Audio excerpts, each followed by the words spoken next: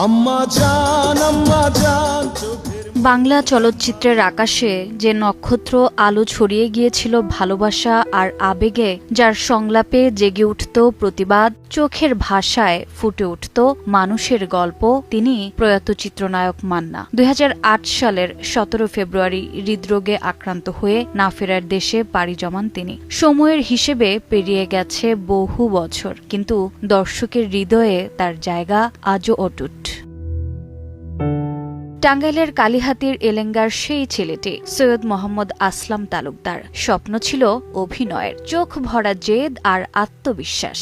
১৯৮৪ সালে নতুন মুখের সন্ধানে প্রতিযোগিতায় অংশ নিয়ে শুরু হয় রূপালী পথ চলা। কাশেম মালার প্রেম দিয়ে দর্শকের হৃদয়ে জায়গা করে নেওয়া মান্না খুব দ্রুত হয়ে ওঠেন বড় পর্দার অপ্রতিদ্বন্দ্বী নাম। দাঙ্গা, ত্রাস, প্রতিটি চরিত্র যেন ছিল সাহসী এক মানুষের প্রতিবাদী কণ্ঠ।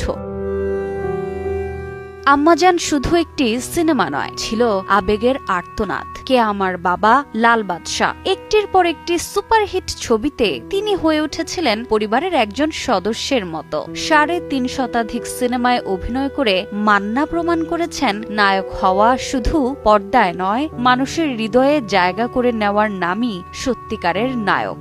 অশ্লীলতার অন্ধকারে যখন সিনেমা পথ হারাচ্ছিল, তখন কৃতাঞ্জলি চলচ্চিত্র গড়ে তুলে সুস্থ ধারার চলচ্চিত্রে নতুন আশার আলো জ্বালান তিনি।